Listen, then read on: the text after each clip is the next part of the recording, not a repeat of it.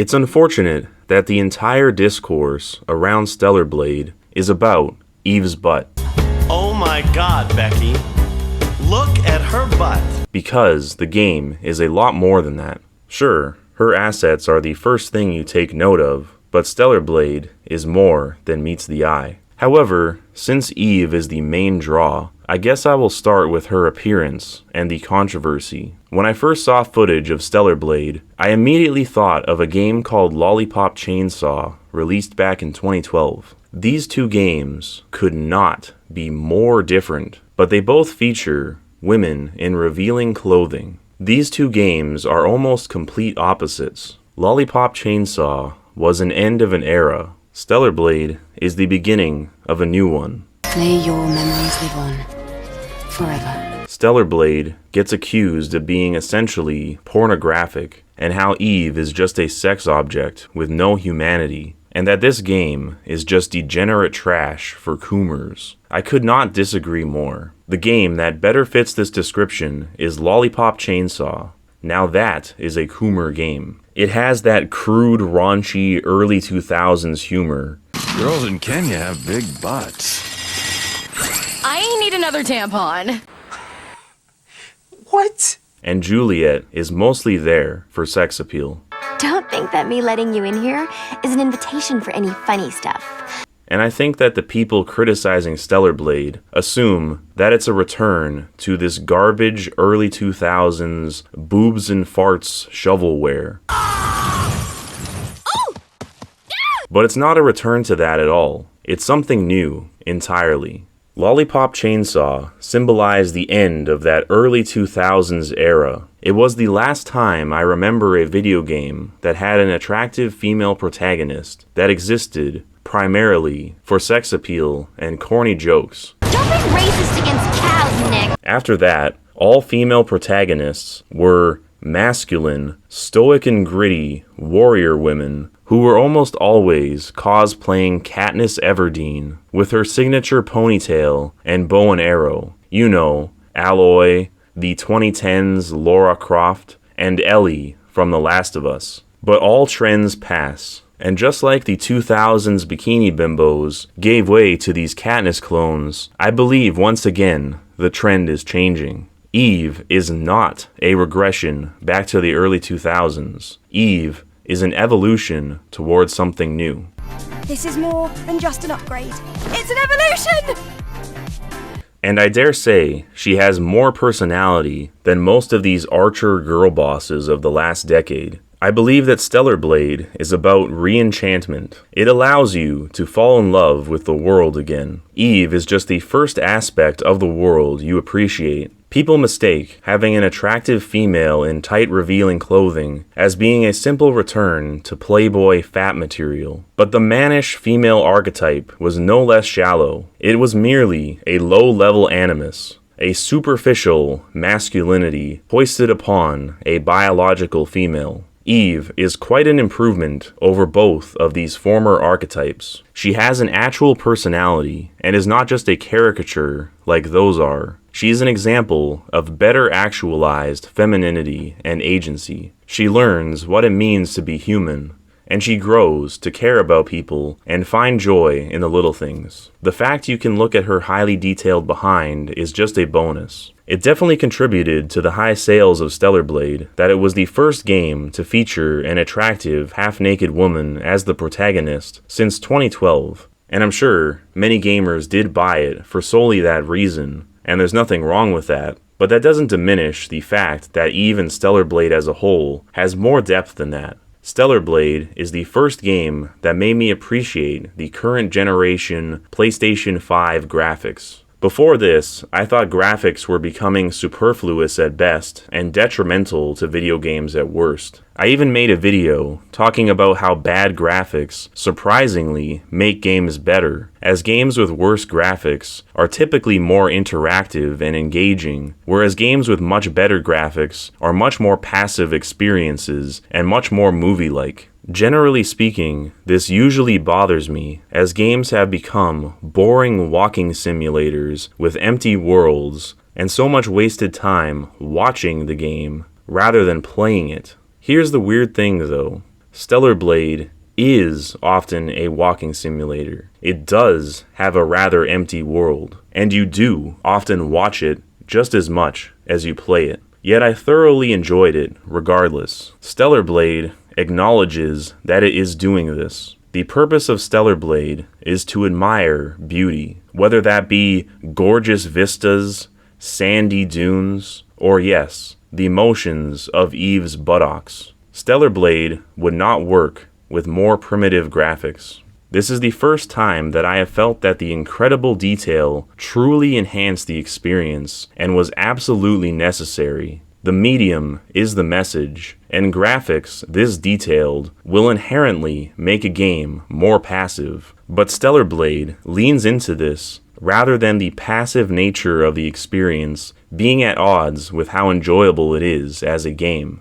Before I get into the meat of the gameplay, I'll share the moment that this really sank in. Eve meets a robot who is fishing in this oasis. Keep in mind that this is a world full of killer monsters called Natibas, which are everywhere. This robot, named Clyde, nevertheless, spends his time relaxing and fishing. This confuses Eve, as she believes that Clyde should be doing something more important or rational, especially considering that he is a robot. He doesn't need to fish to eat. He is doing it strictly for recreation. Eve learns from this experience the importance of leisure. Sometimes it's okay to not be doing something. Sometimes it's good to shut out all the noise from the world and enjoy some peace and quiet. Even in a dystopian hellscape, there are still patches of paradise. And this translates into the gameplay and graphics too. Not every second needs to be jam-packed with monster fighting action. It's okay to play a simple fishing minigame and see all the cool exotic fish. It's okay to admire the scenery and look at all the cool landscapes. And of course, it's fine to walk extra slow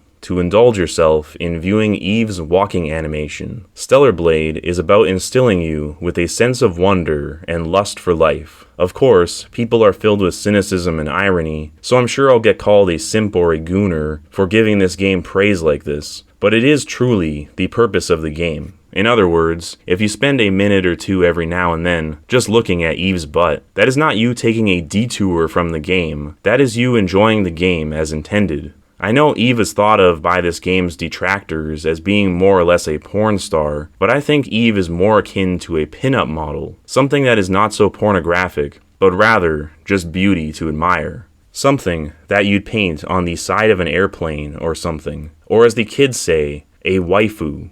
I'm sure I'd be accused of being naive or too innocent for suggesting that Stellar Blade is not just sexual, but remember, in an age where you can look up literally everything on the internet, I think that Eve is fulfilling another need, one that is not strictly sexual. After all, if Eve's appeal was entirely sexual, why wouldn't men just save themselves $100 and just visit the hub? No, Eve is not something that you can just substitute with the hub. She has an innocence to her, an allure beyond the mere physical. Of course, her physical attractiveness is important, as the game is all about admiring beauty, but if physical attractiveness was the only thing at play here, I don't think that it would have generated as much controversy. I mean, no one really cared about the nudity in The Witcher 3. I don't recall anyone losing their minds over the Keira Metz bath scene, but that's because she is a jaded, cynical character. She's not innocent, and by the way, that was full-blown nudity, not just the partial nudity that is present in Stellar Blade. I legitimately think that Eve's wholesomeness is what bothers people. If Eve were like Bayonetta, and she was coy about her sexuality, winking at the camera and sucking on a lollipop, that would be a return to the early 2000s vulgar era. Instead, Eve is more like the mythical Eve from the Garden of Eden, in that she is oblivious to her nakedness. Eve is also rather feminine in a way I've not really seen before in games, as women in video games have either been strippers with superpowers or Rambo without a Y chromosome. Eve is rather gentle and considerate. She is even referred to as an angel, and this has many meanings in Stellar Blade, but in the most symbolic sense, she is acting as people's guardian angel, fulfilling their requests and answering their prayers. She is friendly and always puts others first. To show some contrast here, I'm gonna go off on a tangent about Skyrim. I recently replayed Skyrim briefly out of morbid curiosity, and I noticed something that more or less went under my radar previously. I was walking through Whiterun, and I noticed that all the women there are utterly unpleasant. In the marketplace, there is a woman complaining about being harassed by men. There's an old woman who scoffs at your attempt to talk to her. A little girl mocks you. And overall, there's at least a bitter undertone to almost every single interaction with the fairer sex. I am sworn to carry your burdens. I had forgotten that Skyrim was like this. For a fantasy game, it's rather unappealing in this department. Almost all the women in Skyrim are Karens. If Stellar Blade had been anything like the games of the past decade or so, Eve would have been cold and distant, talked very little, or at least would only speak in fluent sarcasm and derision. But instead, she's warm and inviting. I guarantee that if Eve had the personality of Tess from The Last of Us, the culture war fault lines would look a lot different. No hard feelings, right? None at all. Alright. That is a stupid idea. Eve showing some skin may be the pretense of the controversy, but the partial nudity and sexy costumes are not what is really causing the love and hate towards Stellar Blade. Stellar Blade has a sincerity to it.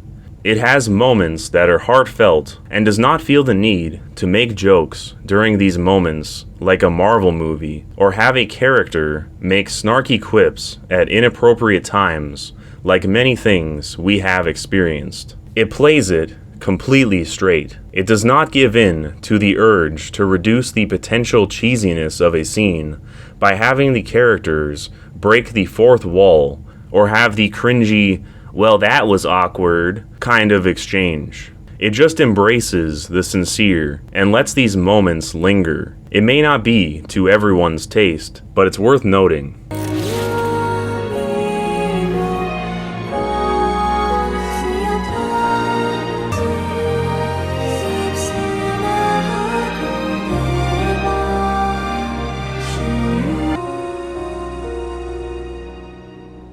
As for the actual gameplay itself, it's been compared to Dark Souls, but that might give people the wrong impression. The only three similarities are 1. Loosely, the combat system, which is vaguely Souls-like with some fairly difficult encounters. 2. The campsites that you rest at are just fancy versions of the bonfire system. And 3. Finding items on dead bodies. This ties into the theme of the game. Unlike Dark Souls, where corpses are just places to get loot from, in Stellar Blade, each one contains a message that captures their final moments.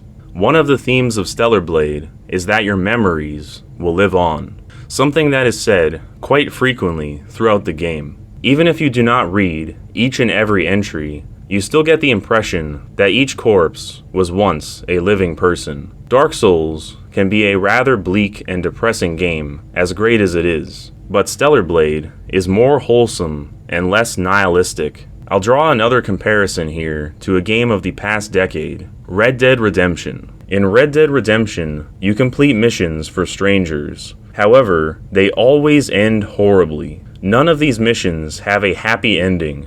You help a guy build an airplane, and he plummets to his death during his flight attempt. You help a man locate a hidden treasure he's been looking for all his life, and it turns out that the treasure has already been dug up by someone else. You free a man from indentured servitude, and he becomes a drug addict. Every single mission in Red Dead Redemption is designed to have a disillusioning outcome. It's a depressing game. By contrast, in Stellar Blade, completing missions usually results in a positive outcome, and even when they are negative outcomes, such as being sent to find someone lost and you find them dead, the response from the people who send you on these quests is still overall positive. These characters get a sense of closure from the news, even if it is bad news. you still feel like you are making a difference in these people's lives, even when you are simply the bearer of bad news. And Eve is a great bearer of bad news. She is so delicate and compassionate that she is fantastic at consoling others with their grief. You really feel like you are answering these people's prayers, even when you are simply confirming the worst. This had the potential to be equally as depressing as Red Dead Redemption, yet it is somehow quite uplifting, even when the events are strictly negative. It does not have the hopeless feeling of games of the past decade. It has a sense of hope,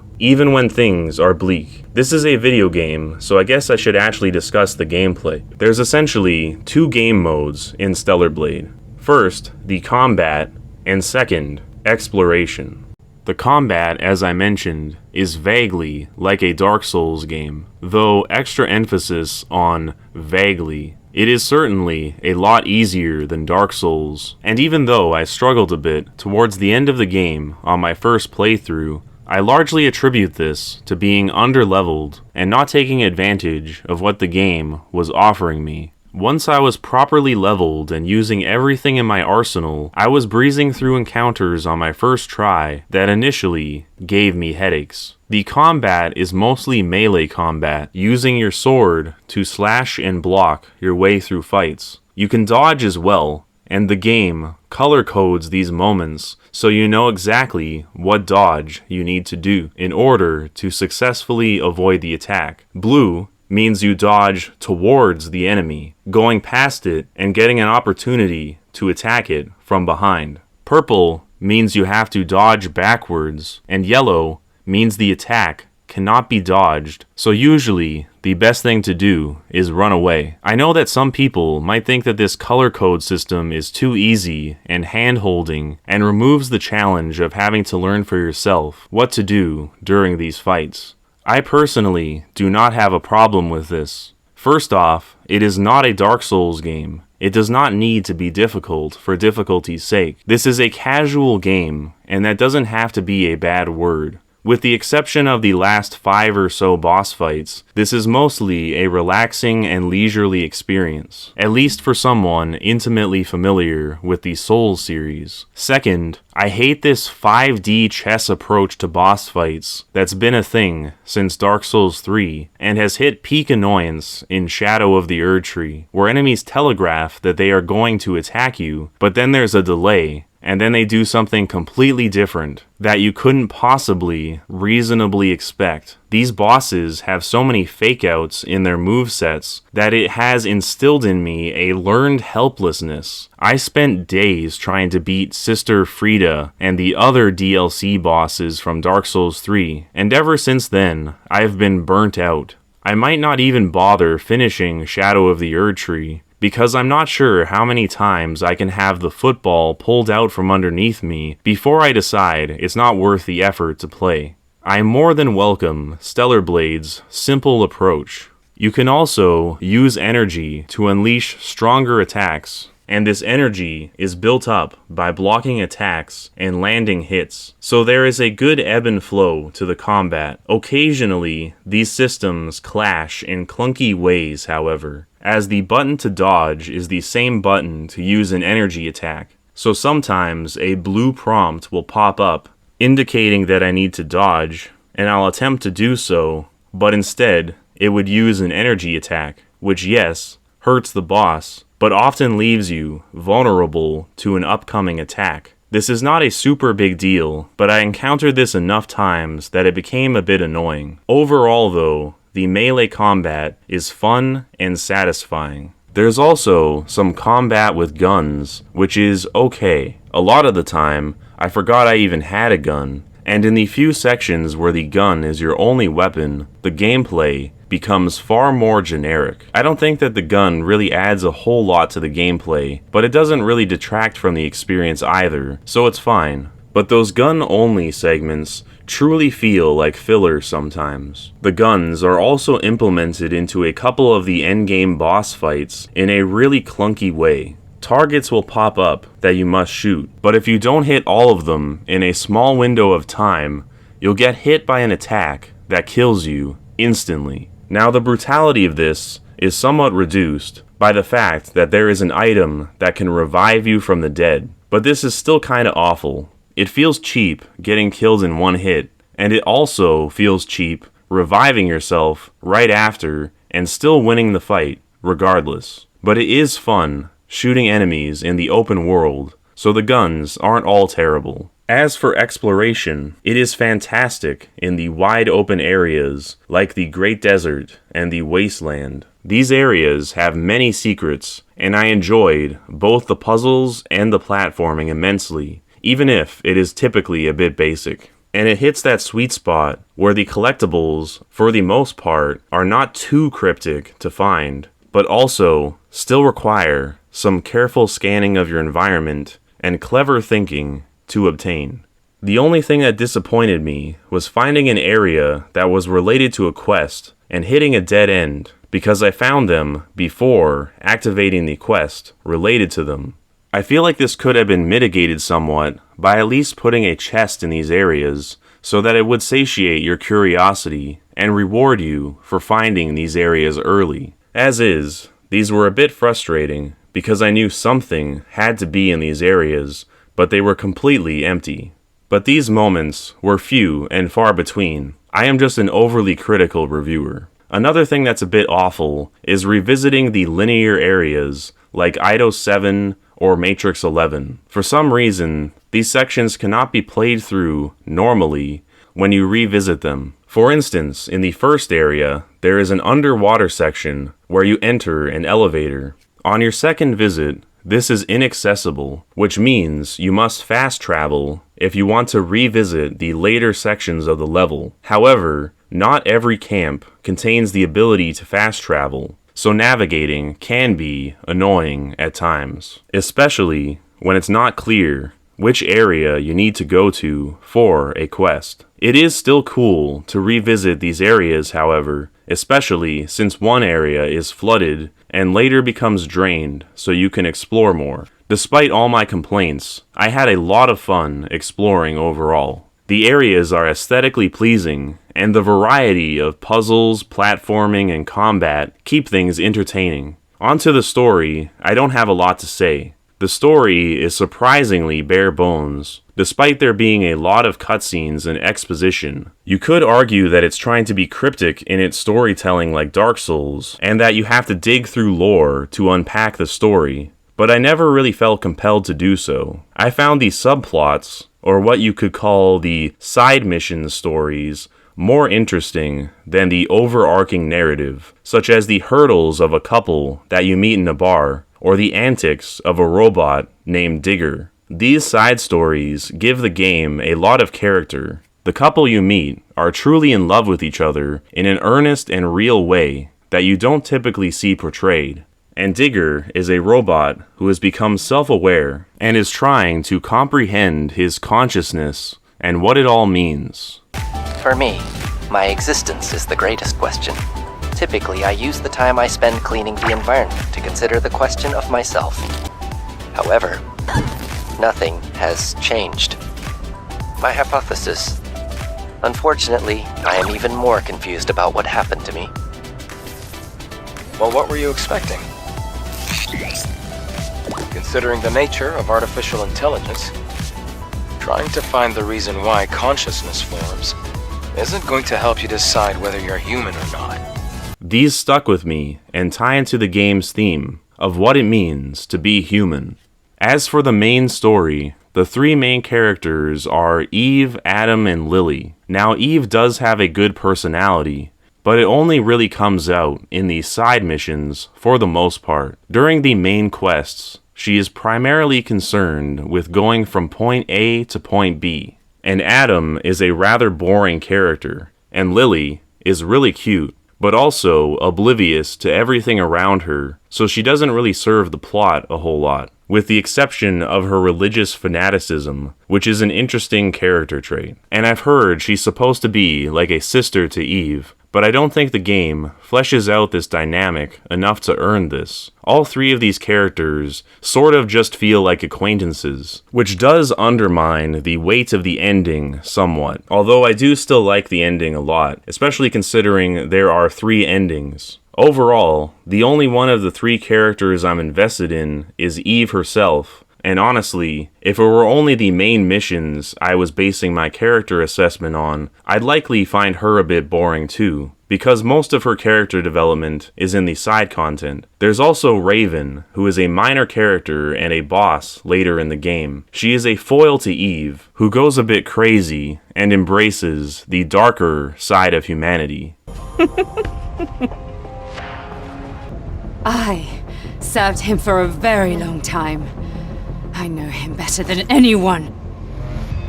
You don't know anything. You don't know his pain, his anger, his agony. All I can say about Raven is that I can fix her. I want to fix her so hard. Then there's the Oracle and Mother Sphere, who are characters too, I guess. I get that there's deceptions and betrayals, but honestly it was a bit too dry and convoluted for me to get super invested in. If I'm gonna be super critical in this review here, I think Adam and Lily should have had more bonding moments with Eve. You could maybe have him and Lily appear at the camps that you rest at, even if only in hologram form. As is, they feel too detached from Eve. The robot hovering thing reminds me of the B12 robot from the game Stray, except somehow B12 has more personality than Adam does. Also, why does Stellar Blade have the exact same premise as Stray? Post-apocalyptic, trying to find beauty in the little things, fighting gross monsters, doing favors for strangers, and having a robot hovering around you. They are essentially the same game.